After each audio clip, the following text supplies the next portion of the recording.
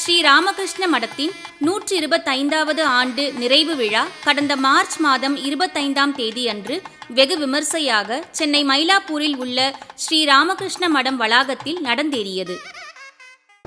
இந்த ஆண்டு குறிப்பிட்டவரை 2023 மார்ச் 25ஆம் தேதி அன்று சென்னை ராமகிருஷ்ண மடத்தின் 125வது ஆண்டு நிறைவு விழா விசேஷமாக கொண்டாடப்பட்டு வருகிறது. உடன் ராமகிருஷ்ண விஜயம் பத்திரிகை ஆரம்பித்து 1921 ஆரம்பித்தது. அது 100 வருஷம் பூர்த்தியாச்சு. 2021 கொண்டாடி இருக்க வேண்டியது கொரோனா காரணத்தால் தள்ளி அதுவும் இப்போ சேர்ந்து இப்போ இந்த வருஷம் கொண்டாடப்படுகிறது. ஒரு ராமகிருஷ்ண மடத்தினுடைய சென்னை பற்றி ஒரு விசேஷமான தகவல் உண்டு. அதாவது அந்த பாக்கியம் சென்னைக்கு தான் கிடைச்சிது. அது தமிழர்களாக நாம் செஞ்ச புண்ணியம்னு சொல்லணும்.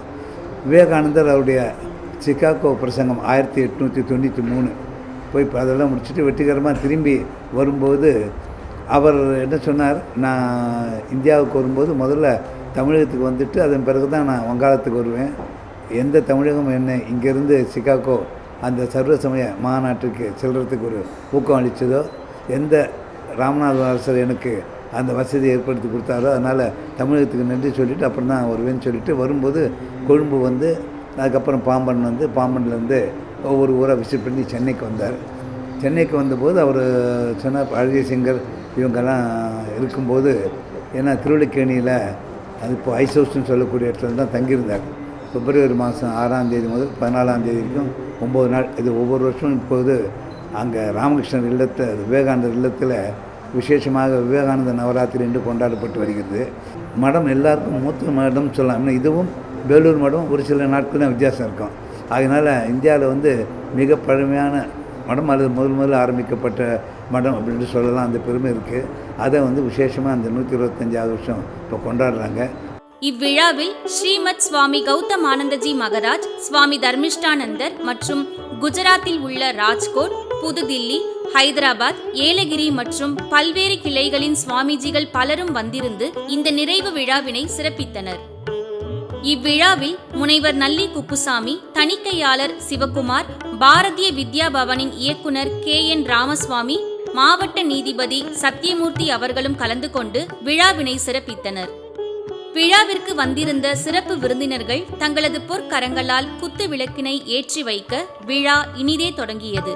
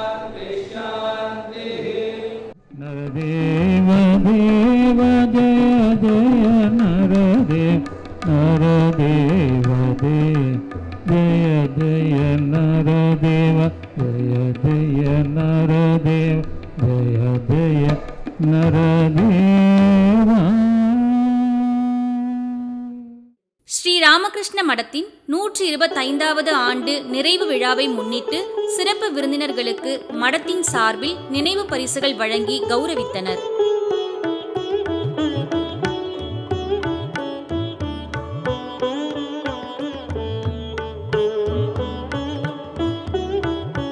இவ்விழாவில் முனைவர் நல்லி குப்புசாமி அவர்கள் பேசும்போது, சென்னையில் சென்னை பல்கலைக்கழகம் தொடங்கப்படுவதற்கு முன்பாகவே மாநில கல்லூரி பிறந்தது என்பார்கள். அதுபோல பிற நகரங்களில் ராமகிருஷ்ண மடத்தின் கிளைகள் ஏற்படுவதற்கு முன்பாக சென்னையில் தான் ராமகிருஷ்ண மடம் பிறந்தது. ஸ்ரீ ராமகிருஷ்ண மடத்துடன் எனக்கு சுமார் 75 வருடங்களாக தொடர்பு இருந்து வருகிறது. யார் யாருக்கு உப்பும் தண்ணீரும் எங்கே போட்டிருக்கிறதோ அங்கே தான் அவர்கள் வாழ்வார்கள் என்று பெரியவர்கள் சொல்வார்கள். அதன்படி காஞ்சிபுரத்தில் பிறந்த எனக்கு சென்னையில் தான் உப்பும் தண்ணீரும் போடப்பட்டிருக்கிறது. அதே போல் இன்னார் இந்த இடத்தில் படிப்பது இன்னாருடைய மாணவன் என்பதும் பூர்வஜன்ம கொடுப்பனி தான். அப்படி எனக்கு வாய்த்துள்ள பாக்கியம் நான் ராமகிருஷ்ண மடத்தின் தொடக்கப் பள்ளியிலும் உயர்நிலைப் பள்ளியிலும் படித்து அதே பள்ளிக்கூடத்திற்கு அருகிலேயே வசிக்கும் பாக்கியம் பெற்றிருக்கிறேன். அதனால் ராமகிருஷ்ண மடம் என்பது எனக்கு அறிவு திருக்கோயில் ஆகிறது. வெகுவாக யோசித்து பார்க்கிறேன்.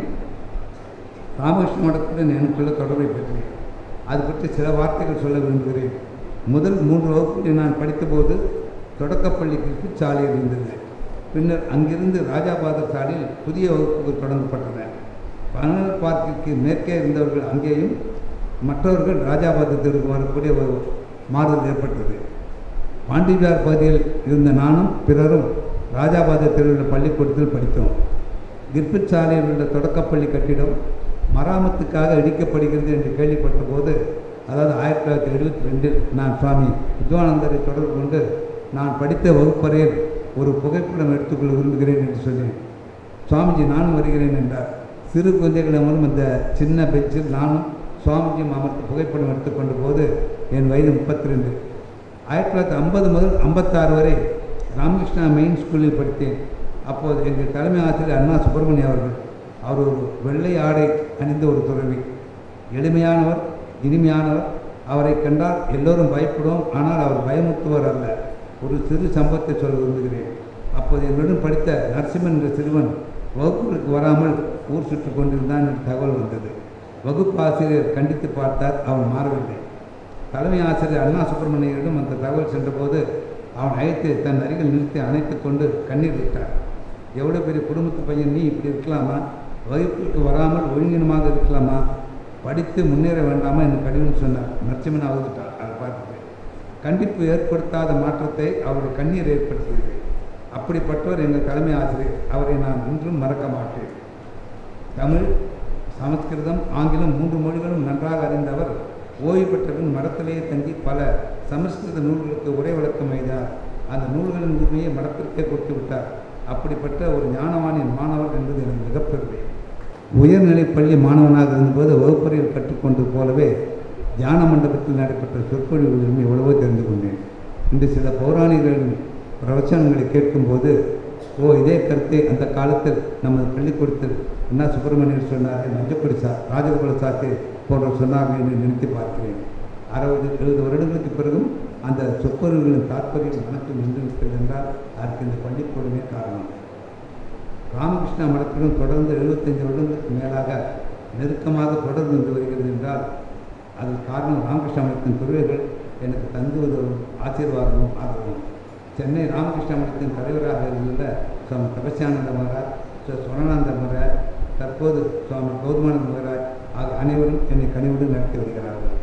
ஞானம் என்று பார்த்தால் அவர்கள் எங்கே, நான் எங்கே? அனுபவம் என்று பார்த்தாலும் அவர்கள் எங்கே, நான் எங்கே என்று யோசித்து பார்க்கிறேன். ஆனாலும் அவர்களின் அன்பும் ஆதரவும் மடத்தின் பக்தனான எனக்கு இன்றும் தொடர்ந்து கிடைத்திருக்கின்றன. அடுத்ததாக ஆடிட்டர் சிவகுமார் அவர்களை பேச அழைக்கிறோம். What is the influence that I had? I have to recall back Swami Gautamananda. Perhaps he may not remember, but I remember the strong words which he put me on to ears, 1995, when I was just speaking to him. He said, 2 things I would like to tell you, Shivakumar.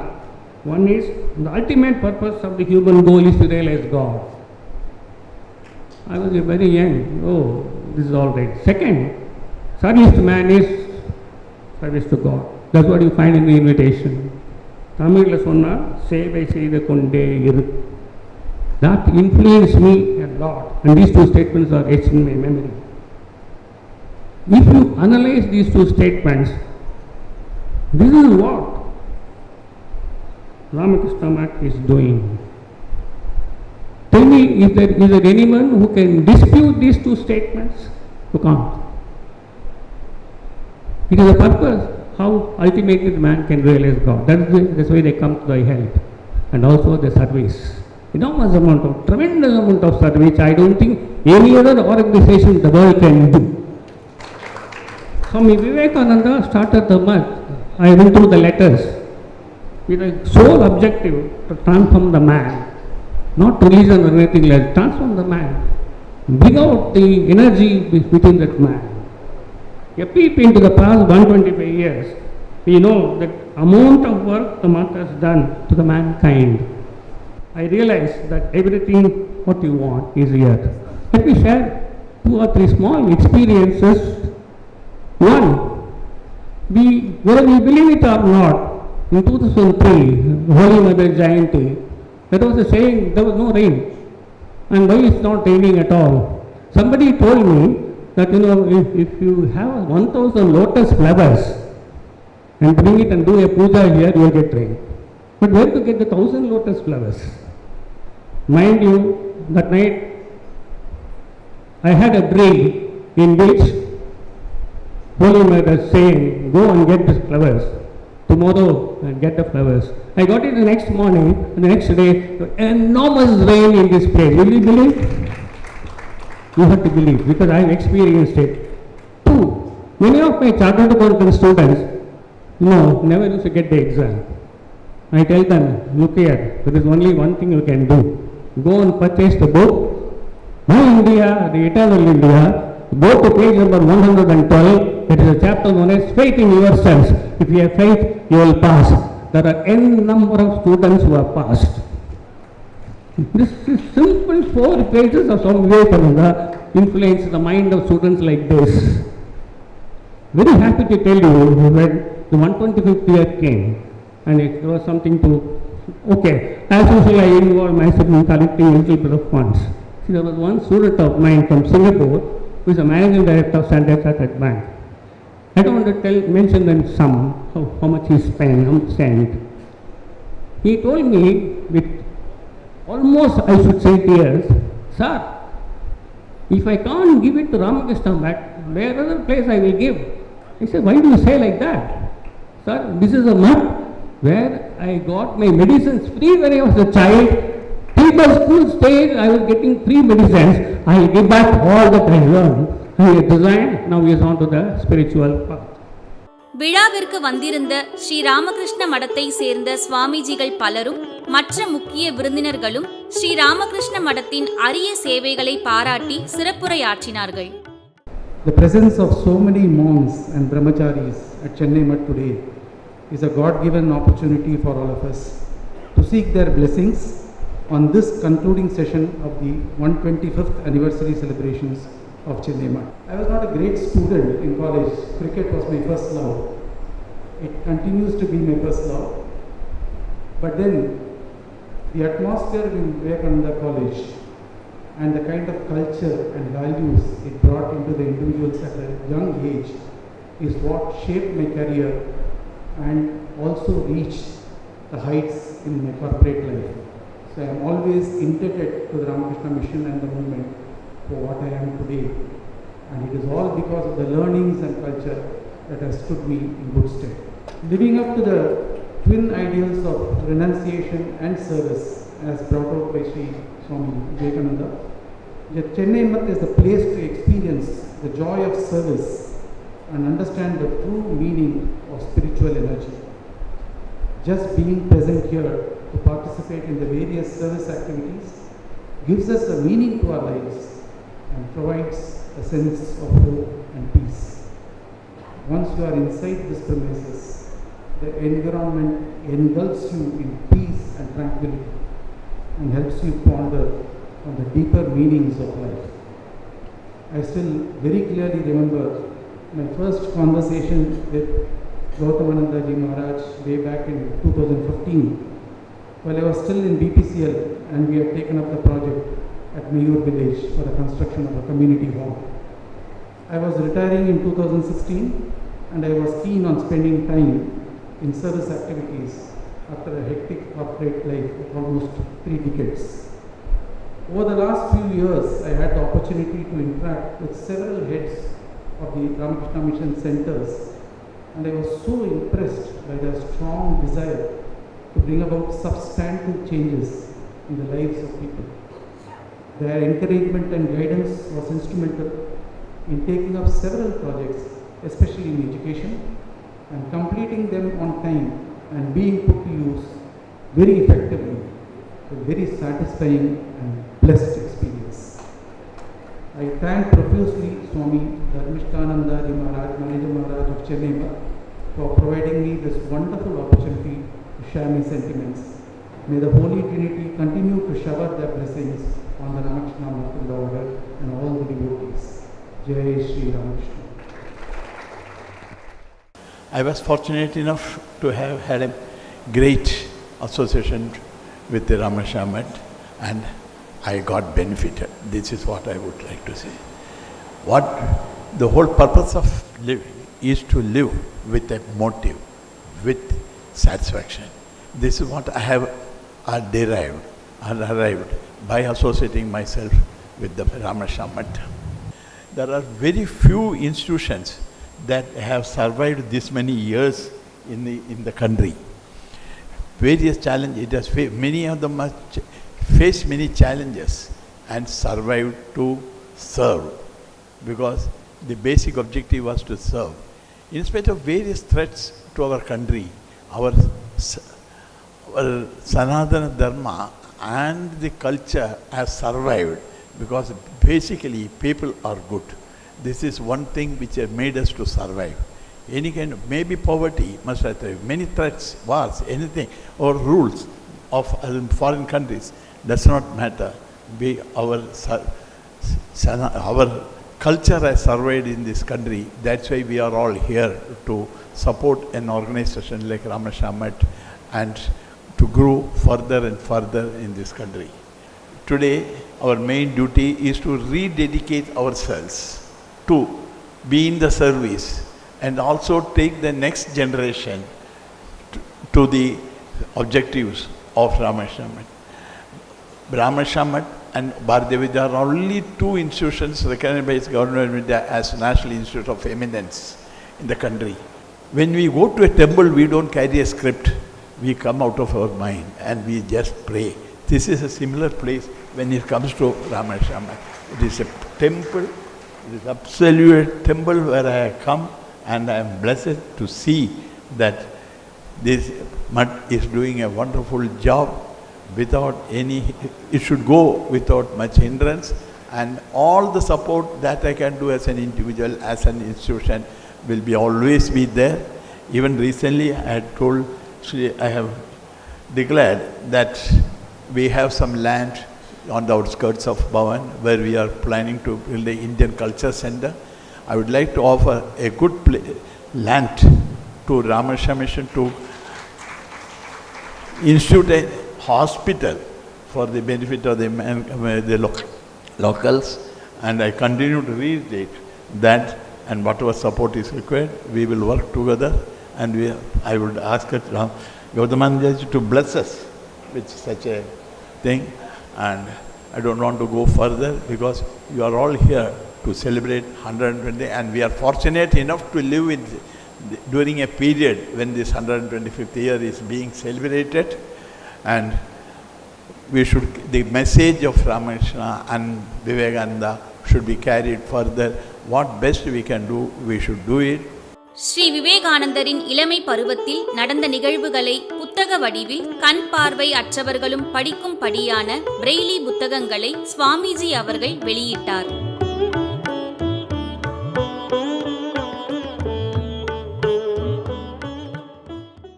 We serialized 22 stories. They were very well received by the readers, and this gave us the thought, why not present these stories for blind and deaf children too? We are very happy that today Revered Maharaj have released the Braille book, which is printed in our own Coimbatore mission. There is another version which is a audio video Indian Sign Language, which will be released today in our YouTube. Both of them are free. Books are being given. Many blind children from Karnataka, Tamil Nadu, Andhra, they have requested for this book. On this occasion, I wish to thank the team who worked on this project, Sri Shankar Subaya, Srimati Varsha Sundarajan, Srimati Sumati Hari, and Srimati Barnali Roy.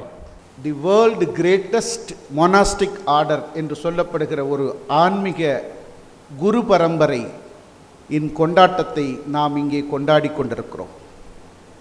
இந்த நேரத்தில் நான் என்ன பேசுவது என்று நினைக்கிற போது 1915ஆம் ஆண்டில் French தேசத்தின் அறிஞனான ரொமைன் ரோலண்ட் என்பவர் நோபல் பரிசு பெற்றதற்கு பிறகு ஐரோப்பிய நாட்டு மக்களுக்கு நீங்கள் என்ன செய்தியை கொடுக்கப் போகிறீர்கள் என்று கேட்டபோது செய்தியாளர்கள் கேட்டார்கள். அந்த கேள்வியை கேட்டபோது அது ஒரு இனிமையான வசந்த காலம். அந்த வசந்த காலத்தின் தொடக்கத்தில் அவர் இப்படி ஒரு பதிலை சொன்னார். ஐ am bring to Europe the fruit of new autumn. இந்த வசந்த காலத்திற்காக நான் புதிய கனிகளை சுவைப்பதற்காக நான் ஐரோப்பிய மக்களுக்காக தரப்போகிறேன். The new message of the soul. உங்களுடைய ஆன்மாவிற்கு ஒரு புதிய நற்செய்தியை நான் கொடுக்க போகிறேன். தி சிம்பனி ஆஃப் இந்தியா. இந்தியாவின் உயர்ந்த இசையில் சிம்பனி என்று அழைக்கப்படுகிற மிகச்சிறந்த இசையை நான் உங்களுக்கு அளிக்கப் போகிறேன். அது என்ன என்று கேட்டால், bearing the name of Ramakrishna. அதற்கு பெயர்தான் ராமகிருஷ்ணா என்று உலகத்தின் நோபல் பரிசு பெற்ற பிரெஞ்சு தேசத்தினுடைய அறிஞன் ஐரோப்பிய மக்களுக்கு ராமகிருஷ்ண பரமஹம்சரை அறிமுகப்படுத்துவதாக சொல்லி, இதைத்தான் நான் கொடுக்கப் போகிறேன், என்னுடைய படைப்புகளை நீங்கள் ஒதுக்கி வைத்து விடுங்கள், நான் கொடுக்கிற இந்த செய்தியை நீங்கள் வாங்கிக் கொள்ளுங்கள், இதுதான் ஐரோப்பாவிற்கு தேவை என்று 1915 சொன்ன ஒரு மாபெரும் ஒரு இயக்கத்தை, ஒரு மாபெரும் ஒரு துறவியினுடைய பரம்பரையில் வருகிற சாதுக்கள் கூடியிருக்கிற அரங்கம். வங்கத்தில் ஓடி வருகிற கங்கை நதிக்கரையின் மேல்புறத்தில் 1897 தொடங்கப்பட்ட இந்த குருகுல பாரம்பரியத்தில் இன்றைக்கு 125வது ஆண்டை கொண்டாடி கொண்டிருக்கிறோம். வங்காள விரிகுடா கடற்கரையின் மணற்பரப்பில் 125 ஆண்டுகளை கடந்து வந்திருக்கிற இந்த மடத்தினுடைய இன்ஸ்பிரேஷன் என்று சொன்னால், the God intoxicated prophet of new age. Swami Vivekanandar சொன்ன தவளை கதை என்பது நமக்கு பல நேரங்களில் பொருத்தமாக இருக்கிறது. தவளை என்பது அது இருக்கிற குளத்துக்கு அருகில் இருக்கிற தாமரையினுடைய பண்பையும் அரிய குணங்களையும் தெரிந்து கொள்வதில்லை. எங்கிருந்தோ வருகிற வண்டு அதை சுவைத்து அதனுடைய பலனை அனுபவிக்கும். அப்படித்தான் மேலை நாட்டு மக்கள் தான் முதலில் சுவாமி ராமகிருஷ்ணனை புரிந்து கொண்டு வகுப்பறையில் பாடம் நடத்துகிற போது கூட ஒரு உதாரணத்துக்கு ராமகிருஷ்ணரை ஆங்கிலேயர்கள் சொன்னார்கள். இந்தியர்கள் வகுப்பறையில் பாடம் நடத்துகிற போது சொல்லவில்லை. சுவாமிஜி வகுப்பறையில் படித்து கொண்டிருந்த போது எஸ்டசி என்ற வார்த்தைக்கு பொருள் கேட்டபோது, நீ போய் சுவாமிஜியை பார்த்து நீ போய் இங்கே இருக்கிற ராமகிருஷ்ணரை சந்தி என்று சொல்லி ஆங்கிலேயர்கள் புரிந்து கொண்டிருந்தார்கள். அவர்கள்தான் உண்மையிலே வண்டுக்கள், நாம் தவளைகள். சுவாமிஜி சொன்ன கதை நமக்கு பொருந்தும் என்று தான் நான் நினைக்கிறேன். அவர்கள் குறிப்பிட்டார்கள், the God intoxicated prophet of new age. இந்த புதிய உலகத்திற்கான ஒரு மிகச்சிறந்த ஆன்மீக தூதுவராக ராமகிருஷ்ணரை ஆங்கிலேயர்கள் பார்த்திருக்கிறார்கள். அவர்களுடைய பார்வையில், அவர்களுடைய வழித்தோன்றல், அந்த இன்ஸ்பிரேஷன் தான் 16 இளம் துறவிகள், 16 பேரும் முறையாக ஆங்கில கல்வி கற்ற 16 இளம் துறவிகள் சேர்ந்து ஒரு மடத்தை நிறுவி, அந்த மடமானது இன்றைக்கு 125 ஆண்டுகளை கடந்து வென்றிருக்கிறது. தமிழிலே விளையாட்டாக ஒரு பழமொழி சொல்வார்கள், ஆண்டியெல்லாம் கூடி மடம் வைப்பது போல என்று. ஆனால் 16 இளம் துறவிகள் சேர்ந்து ஒரு மடத்தை அமைத்து அது 125 ஆண்டுகளை கடந்திருக்கிறது என்று சொன்னால், அந்த மடத்தினுடைய வெற்றியை இன்றைக்கு நாம் பாராட்டி புகழ்ந்து பேச வேண்டிய நிலையில் இருக்கிறோம். எக்ஸ்பான்ஷன் என்று சொன்னால், இப்போது நாம் ஜெண்டர் ஜஸ்டிஸை பற்றி அதிகமாக பேசுகிறோம், ஃபெமினிசத்தை பற்றி பேசுகிறோம், பெண்ணியத்தை பற்றி பேசுகிறோம், பாலியல் நீதிகளை பற்றி பேசுகிறோம். அதற்கும் ஒரு முற்றுப்புள்ளி இந்த மடத்தால் வைக்கப்பட்டது.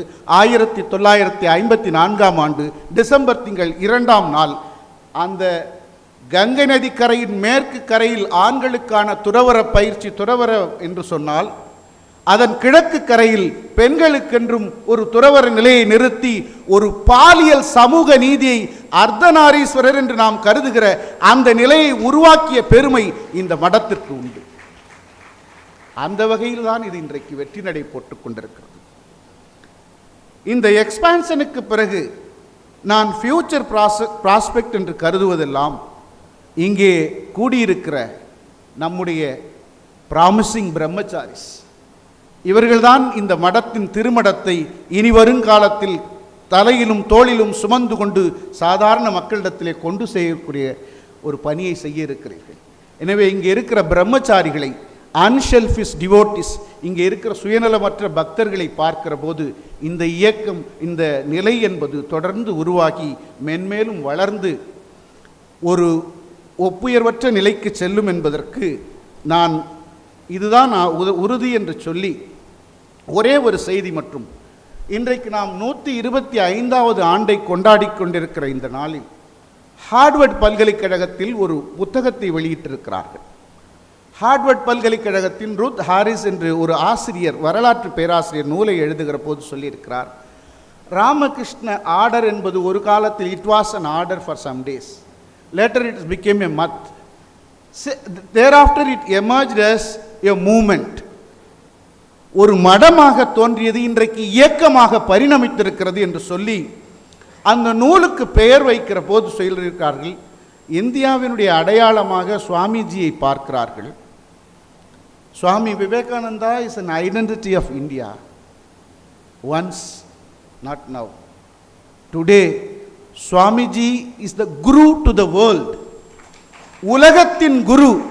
நாம் இந்தியாவை விஸ்வகுருவாக உயர்த்த வேண்டும் என்று நினைக்கிற போது சுவாமிஜியை ஐரோப்பியாவில் உள்ள பல்கலைக்கழகங்கள் அந்த நூலுக்கு பெயரே குரு டு த வேர்ல்டு என்று பெயர் வைத்து, குரு டு த இந்தியா அல்ல, குரு டு த ஆசியா அல்ல, குரு டு த ஹிந்துஸ் அல்ல, குரு டு த பெங்காலிஸ் அல்ல, இப்படி பெயர் வைக்கவில்லை, குரு டு த வேர்ல்டு என்று சொல்லி இது ஒரு இயக்கமாக இன்றைக்கு பரிணமித்து வெற்றி நடை பாதையில் செல்கிறது என்று சொல்லி அவர்கள் ஒரு யூகத்தை, ஒரு அனுமானத்தை நம் முன்னாலே வைக்கிறார்கள். இந்த அனுமானம் என்பது நம்மை இன்னும் ஊக்குவிக்கிறது. இந்த இயக்கத்தை எப்படி எடுத்து செல்வது என்பது பொறுத்து அடுத்த காலங்களில், இனிவரும் காலங்களில் இந்த ராமகிருஷ்ண ஆர்டரை எப்படி, இந்த மடத்தை எப்படி இயக்கி சென்று மக்களிடத்திலே கொண்டு போய் சேர்த்து ஜீவ சேவையே சிவ சேவை என்பதை உறுதிப்படுத்துவது என்பது குறித்து அவர்கள் சொல்கிறார்கள். இங்கே மாணவர்கள் வந்திருக்கிறார்கள், மாணவிகள் வந்திருக்கிறார்கள். ஜோசப்பின் மெக்லாய்டு என்ற ஒரு சுவாமிஜியினுடைய ஒரு பெண் சீடர், what best I can do you Swamiji, உங்களுக்கு நான் என்ன சிறந்ததை சொல்ல முடியும், என்ன செய்ய முடியும் என்று கேட்டபோது சுவாமிஜி என்ன கேட்டிருப்பார் என்று நினைக்கிறீர்கள்?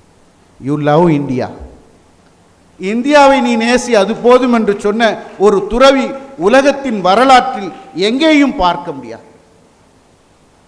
அப்படிப்பட்ட துறவியின் பாதையில் நாம் நடந்து வருகிறோம், அவர்களை நாம் வணங்குகிறோம். அந்த வகையில் நாம் சென்று வெற்றி பெற வேண்டும். பாரத நாடு பழம்பெரும் நாடு, நீரதன் புகழ்வர் நிறைவகற்றாதீர் என்ற வரிகளை சொல்லி கொடுத்த வாய்ப்புக்கு நன்றி கூறி விடைபெறுகிறேன். நன்றி, வணக்கம். தொழிலதிபர் எம் முரளி அவர்கள் பேசும்போது, சபையில் இருக்கிறதே ஆசீர்வாதம். எவ்வளவு சந்தோஷமான நிகழ்வு இது. 125 வருஷத்துக்கு முன்னால் ஏற்படுத்திய அந்த ஞான ஒளி இன்றைக்கி லட்சக்கணக்கான குடும்பங்களை பிரதிபலிக்குதுன்னா அது எவ்வளவு ஒரு தெய்வீக சக்தியாக இருந்திருக்கணும். பரமம்சர் அவதார புருஷர் அப்படிங்கிறது நம்ம கண்ணு கூட இப்போ பார்க்குறது, கோடான கோடி வீடுகளில் அவருடைய அந்த சக்தி இருக்கிறத நம்மளால் உணர முடியுது. எப்படி அந்த காலத்துலலாம் இப்போவும் கார்த்திகை தீபத்தன்னைக்கு ஒரு யானை விளக்குன்னு ஒரு வீட்டில் ஒரு பெரிய விளக்கு வச்சுருப்பாங்க. அந்த விளக்குலேருந்து ஒளி எடுத்து ஓம் ஓம் சொல்லி ஒளி எடுத்து அந்த வீட்டில் எல்லா இடத்துலையும் விளக்குகளை ஏற்றுவாங்க. அந்த மாதிரி ராமகிருஷ்ண பரமஹம்சர் ஏற்படுத்தின ஞான ஒளியை கிட்டத்தட்ட இங்கே வந்திருக்கிற சாதுக்கள் அத்தனை பேர் உள்வாங்கி ஆயிரக்கணக்கான சாதுக்கள் லட்சக்கணக்கான குடும்பங்களில் கொண்டு போய் சேர்த்திருக்காங்க. இதுதான் பாரத தேசம், இதுதான் இந்தியா. இந்திய தேசங்கிறது ஒரு ஆன்மீக பூமி. உலகத்தை பெருசாக பார்த்தோம்னா ஒவ்வொரு கண்ட்ரிக்கும் ஒவ்வொரு விதமான சிச்சுவேஷன் இருக்கும். நமக்கு நல்ல ஒரு ஆத்ம சக்தி வேணும்னா அது இந்தியாவுக்குள்ளே மட்டும்தான் இருக்கும்.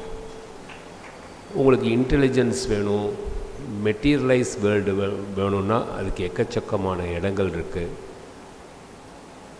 நமக்கு ஒரு ஆத்ம சக்தியை தரக்கூடிய ஒரே இடம் இந்தியா மட்டும்தான்.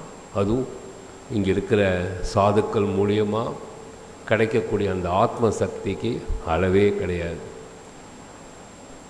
ஒரு மனிதனுக்கு இயல்பாகவே சக்திங்கிறது இயல்பாக இருக்கக்கூடிய விஷயம். எல்லோரும் சக்தி இயல்பாக இருக்கக்கூடிய விஷயம். ஆனால் நம்ம என்றைக்கு விவேகானந்தர் சுவாமிஜியை சரண்டர் அடைகிறோமோ, அவர் மேலே ஒரு நம்பிக்கையை உச்சத்துக்கு கொண்டு போகிறோமோ, அந்த சக்தி தெய்வீக சக்தியாக மாறும். எல்லாத்துக்கும் அறிவுங்கிறது இயல்பாக இருக்கக்கூடிய விஷயம். அது தெய்வீக அறிவாக மாறணும்னா பரமஹம்சரை நம்ம சரணடைஞ்சோம்னா தெய்வீக சக்தி அறிவாக மாறும். அதே மாதிரி அன்பு அப்படின்னா எல்லாத்துக்கிட்டையும் சின்னதாக இருக்கும். அன்போடு உருவமாக இருக்கிற அன்னையை அடைஞ்சோன்னா தெய்வீக அன்பாக மாறும். தெய்வீக சக்தி, தெய்வீக அறிவு, தெய்வீக அன்பு நமக்குள்ளே வந்துருச்சுன்னா நம்மக்கிட்ட எவ்வளோ பெரிய ஞான ஒளி இருக்கும். இதை சிம்பிளாக நமக்கு புரிகிற மாதிரி, சாதாரண ஜனங்களுக்கு புரிகிற மாதிரி சாதாரண விஷயங்களை சொல்லி நம்மளை அந்த ஸ்தானத்துக்கு கொண்டு போக இந்த மடம் 125 வருஷமாக எவ்வளவு பாடுபட்டு சாதாரண ஜனங்களையும் ஒரு உயர்ந்த நிலைக்கு கொண்டு போக வச்சிருக்கு. அப்படின்னா அது எவ்வளோ பெரிய ஒரு தபஸ், அதுக்கு எவ்வளோ சக்தி இருக்கணும். அதுதான் பரமஹம்சர் அவதார புருஷர். அவர் கீழே அவருடைய ஒளியை எடுத்து இன்றைக்கி இத்தனை லட்சக்கணக்கான குடும்பங்களை ஏற்றி விளக்கேற்றிருக்கிற அத்தனை சாதுக்களுக்கு என் நமஸ்காரம். சுவாமி தர்மிஷானந்தா சொல்கிறப்போ அவ்வளவு பெருமையாக இருந்தது கேட்குறப்பவே. 125 வருஷம் ஒரு இன்ஸ்டியூஷன் சத்தியத்தை மட்டுமே பேசி கடினமான உழைப்பை கொடுத்தி அவங்கள கட்டுப்படுத்தி அவங்களுடைய ஆசாபாசங்களெல்லாம் கட்டுப்படுத்தி எல்லோரும் நல்லா இருக்கணும்னு நினைக்கக்கூடிய ஒரு ஆயிரக்கணக்கான சாதுக்குள்ளே உள்ளடங்கி நடக்குதுன்னா இது கடவுளுடைய அனுகிரகத்தினால மட்டும்தான் நடக்கும். இந்த காலத்தில் இவ்வளவு இதுக்கு எவ்வளவோ பிரச்சனைகளுக்கு தீர்வு சொல்லக்கூடிய ஒரே மடம் ராமகிருஷ்ண மடம். ரொம்ப பெருமையாக இதை இந்த இடத்துல பேசுகிறதுக்கு சந்தர்ப்பம் கிடைச்சதே என் தாய் தந்தையர் செஞ்ச புண்ணியம் நினைக்கிறேன். I compare the holy trio to 3 rivers, Triveni Sangama. Now these tremendously flowing 3 rivers, how they can be used for the benefit of the humanity. You all know that when rivers are tremendously flowing, if they have to be used for the good of the Bahujana Hitaya, we require to build dams. By building dams, we harness the hydropower and light up the millions of the houses through electricity. Here I compare our beloved Shashi Maharaj as a dam, holy trio as the 3 tremendous rivers, and Swami Brahmanandaji. You know that electricity without grid, without networking, it cannot be harnessed, it cannot be used. So revered Brahmanandaji played that role of silently networking everything with his super guidance and always immersed in God. And that is why I will tell you, because without Shashi Maharaj, all know that how Swamiji sent Shashi Maharaj here, because at that time the learned public requested Swamiji that something should be done here, and you all know that Swamiji told, because I am going to send a person who is more orthodox than you, because at that time, remember, it was a citadel of orthodoxy, and you all know that to work in a citadel of orthodoxy, how much it is difficult, that the 14 years life of Shashi Maharaj will show us. practically he gave up his body and mind to connect all of us to Holy Trio. And when Shashi Maharaj came here, you know what were the circumstances. I will not go into detail, but it will suffice for me to tell that the amount of austerities what Shashi Maharaj did here is perhaps, it was, if it comes in our life, we may not survive at all. And today is the day, because when we are celebrating 125 years, every organization, it has to pause, ponder, reflect, and introspect. You know, nowadays we use inflection point. So that comes in the life of everybody and also in the life of all the organizations. What we have received and what we have to give, and taking the stock of the situation, and this is precisely the moment we are all assembled here, and we have a great responsibility to the posterior generation, because our elders have given us many things.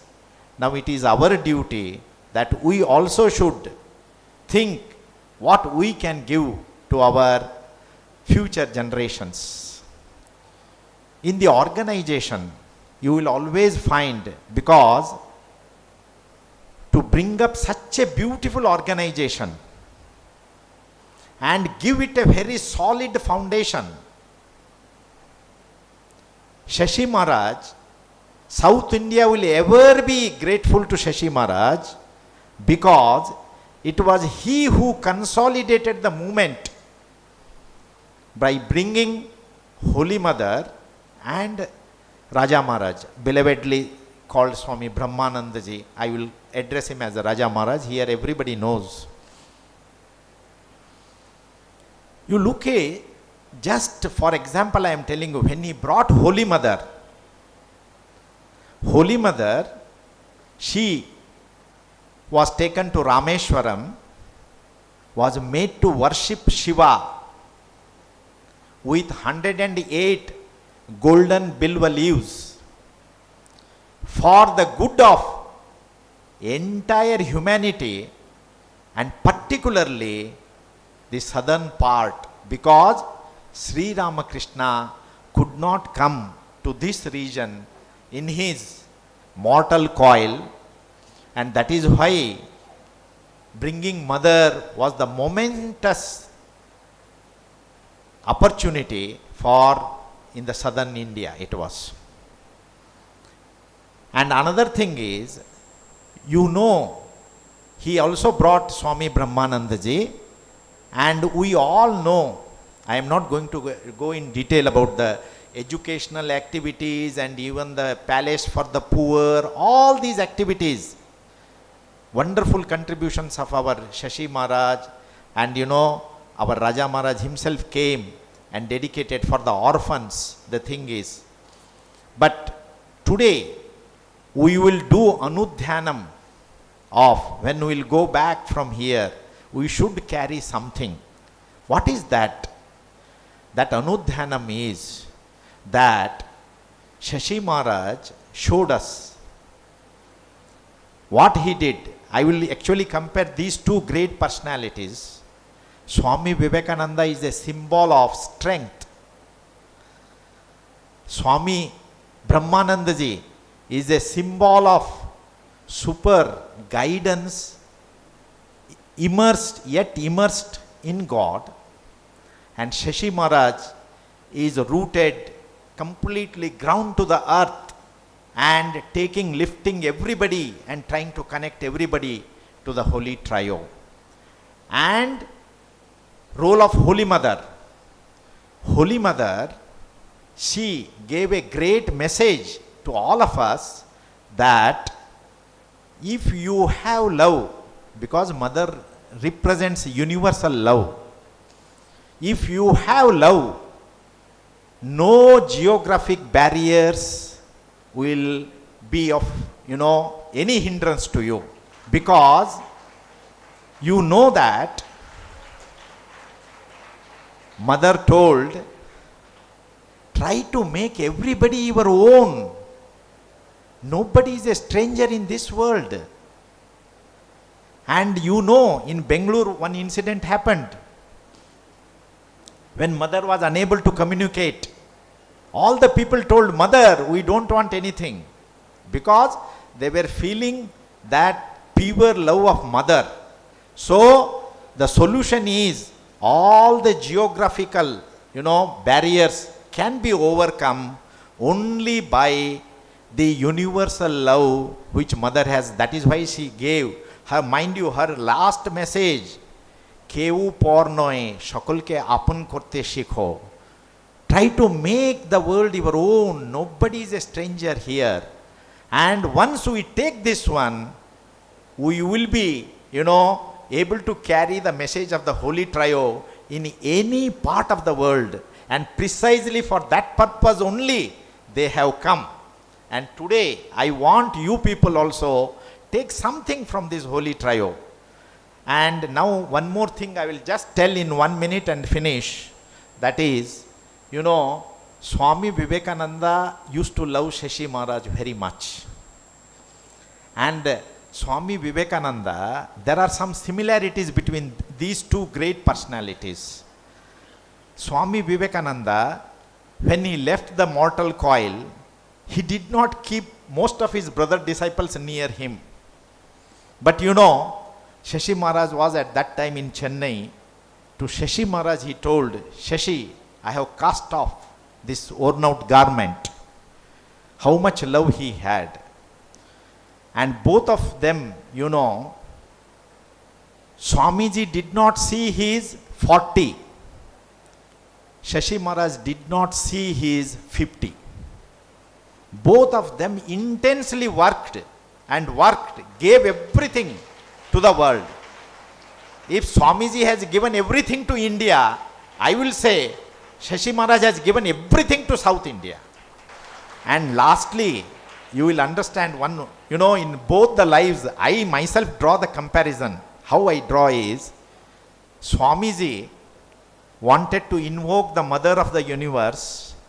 He arranged a Durga Puja in Belur Math. Only once he was present. For the next puja, he was not there. That was the conclusion in his life. In Shashi Maharaj's life, he brought Holy Mother to South India, and what he made, just see the scenic, that when I imagine that scene, mother had gone to Bengaluru, she was sitting on the rock, and suddenly she went into Samadhi by seeing the sunset, and immediately Shashi Maharaj ran away, and with Sarva Mangala Mangalle Shive Sarvartha Sadhike, oh mother, bless everybody. And he concluded his sadhana in the South India at the feet of mother, but that was the conclusion. Within 1 or 2 months he went back and he left his mortal coil. And that is why I tell you that these two personalities, and they inspire us. And today I pray to Sri Ramakrishna, Holy Mother, Sri Sarada Devi, and Swami Vivekananda, and our beloved Shashi Maharaj, may their choicest blessings be on all of us, so that we become fit instruments in carrying out their mission onward and forward. Thank you very much. It's a great privilege for me to be here on this momentous occasion of 125th anniversary of this center. As we all know, it has got a very glorious history, starting with Ramakrishna Maharaj, who was instrumental in bringing Holy Trio to South India. The message of Holy Trio to South India. He is responsible for so many of other centers to come up in South India, different parts of South India. So this particular ashrama also, center also, has got a great history. It has produced and great personalities also. There lived great spiritual luminaries, intellectual luminaries, starting with Ramakrishna Maharaj to up till now, Srimad Swami Gautamananda Maharaj is a great inspiration, as earlier Swamis also. Srimad Swami Gautamananda is a great inspiration for us all, with all his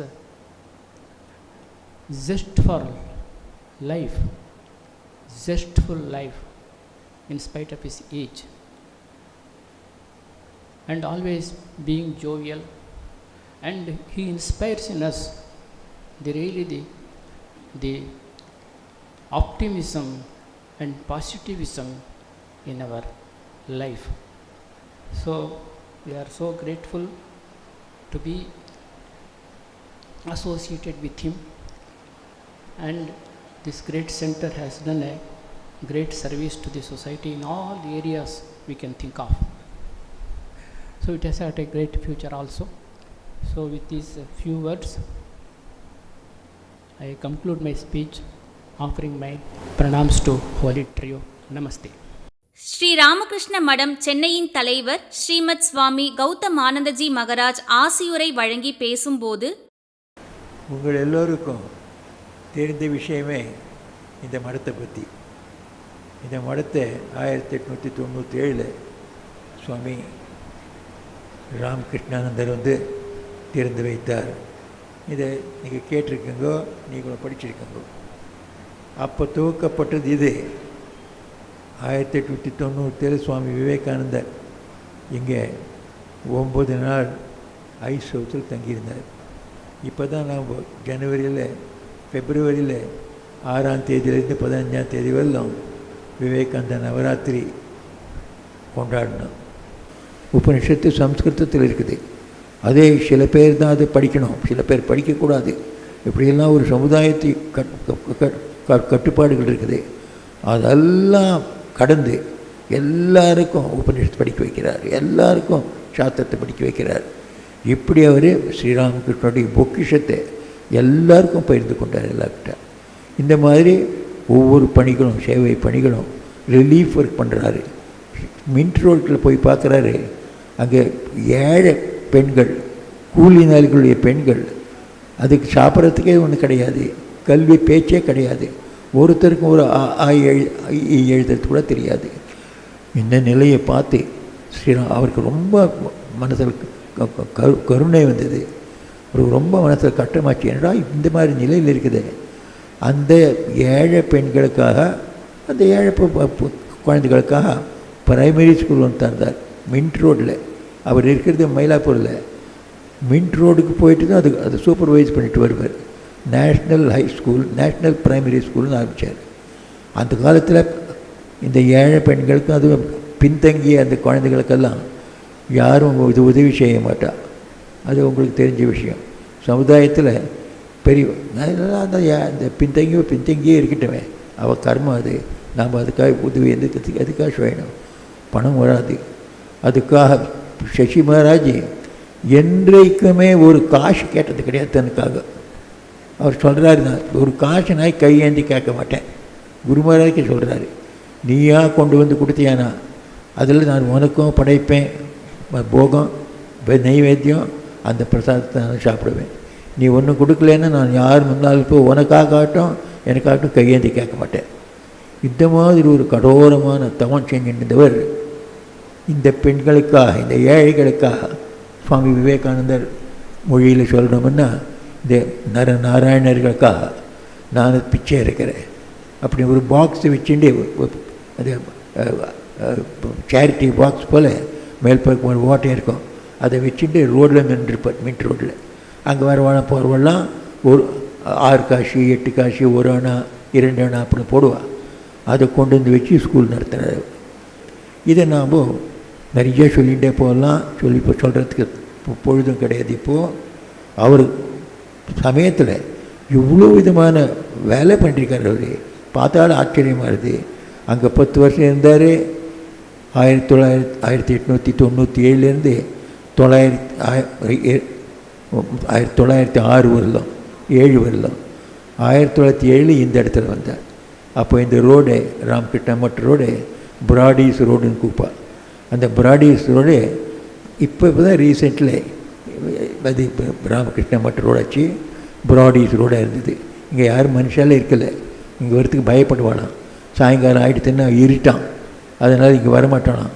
அந்த மாதிரி இடத்துல அவருடைய seeder ஒருத்தர், ஷீடர்னு சொல்ல முடியாது, அவருடைய பெரிய தோழர் இல்லை பக்தர், அவர் ஒரு சின்ன ஒரு லேண்டு கொடுத்தாரு. இப்போ ராமகிருஷ்ணர் மண்டபம் இருக்கு இல்லையோ, அது முன்னால் இருக்க அந்த ஒரு பார்க்கு, அவ்வளோ மாத்திரம்தான் அந்த லேண்டை அவர் கொடுத்தாரு. அது கொடுத்த உடனே ராமகிருஷ்ணனுக்கு ரொம்ப சந்தோஷம். இப்போ அந்த வீடு ஏலம் ஆகிடுது. அது ஒரு பெரிய வரலாறு. அது ஏலம் ஆகிட்டான்னு அங்கே இருக்கிறதுக்கே இடம் கிடையாது. ஏலத்தில் பக்தர்கள் தான் சொன்னார், எப்படியாவது நீங்கள் ஏலத்தில் அதிகமாக பிட் பண்ணி அதை எடுத்துக்கோங்கப்பா. அந்த பக்தர்கள்கிட்ட கூட காசு கிடையாது. அவர்கிட்ட வந்த பக்தர்கள் இருக்கலாம், பணக்காரர் இருக்கல. அதனால அது போயிடுத்து. அந்த பிட்டு 17,000 18,000 போயிடுது. இவன் 12,000 மேலே போக முடியல, போயிடுது. அந்த வீடு போயிடுது. இவருக்கு தங்கிறதுக்கு இடம் கூட இல்லை. அந்த பொழுதில் இந்த இடத்துல அவருக்கு இடம் கிடைச்சது. இங்கே ஒரு மடையை போட்டார். ஒரு சாதாரணமான ஒரு பில்டிங்.